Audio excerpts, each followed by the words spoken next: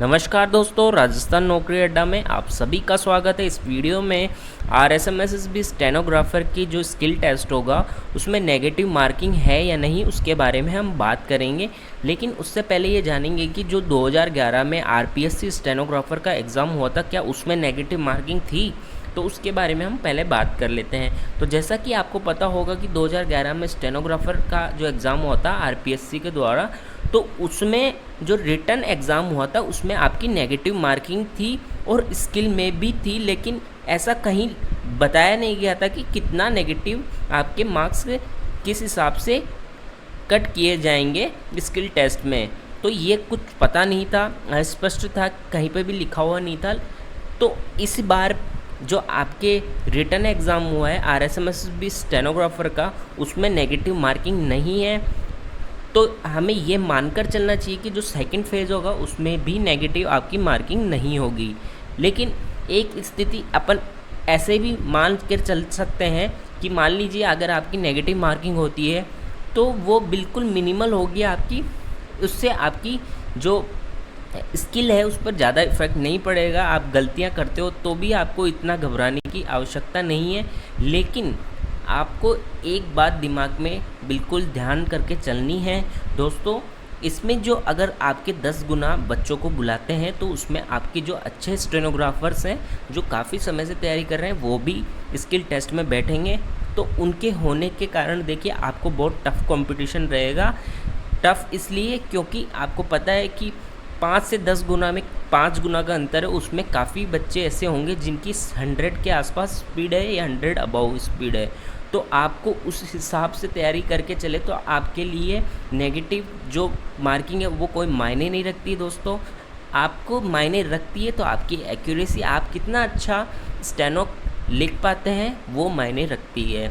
आपको ये मानकर चलना होगा कि मेरे एग्ज़ाम में 900 वर्ड प्लस राइट होने चाहिए मिनिमम, तब जाके आपका सिलेक्शन अच्छी जगह हो सकता है। सिलेक्शन का अभी कोई ऐसा क्राइटेरिया फिक्स नहीं कि आपका 70 नंबर पे सिलेक्शन होगा या 80 नंबर, वो आपके जो मार्क्स आ रहे हैं उन पे डिपेंड करता है। अगर आपके मार्क्स 60 भी आते हैं और आपके रिटन एग्ज़ाम में 170 प्लस नंबर है तो आपके 60 नंबर में भी हो जाएगा। अगर आपके मार्क्स 140 है फिर आप ऐसे सोचें यार कि मेरे 60 नंबर आ जाए, मेरे सिलेक्शन हो जाए, वो तब हो सकता है जब कट ऑफ इतनी जाए, तब जाकर आपका वो सिलेक्शन हो सकता है। लेकिन आपको उस हिसाब से तैयारी करनी है कि मेरी चाहे नेगेटिव मार्किंग हो या ना हो, मेरी एक्यूरेसी 90% अबव होनी चाहिए। यानी कि आपको अगर 1000 वर्ड डिक्टेट किए जा रहे हैं तो मेरे 900 वर्ड प्लस राइट होने ही चाहिए, तब जाकर आपके लिए बहुत बेनिफिट रहेगा दोस्तों। अगर आप ऐसा सोचेंगे ना कि नेगेटिव मार्किंग है या नहीं तो आपका ही नुकसान है।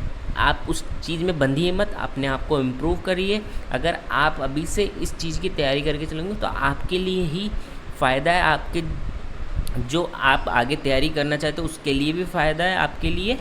और सबसे बड़ी बात यह है कि जो अभी स्किल टेस्ट होगा उसमें अगर बोर्ड कुछ नेगेटिव मार्किंग रखेगा अभी तो वो आपको इंस्ट्रक्शन में दे देंगे कि इसमें इस तरीके से मार्किंग की जाएगी। जैसा कि आपको पता है कि ज्ञापन दिए गए हैं काफ़ी, उनमें भी इस तरह की मांग की गई है कि पूरी स्पष्ट की जाए कि किस तरीके से आपकी मार्किंग की जाएगी।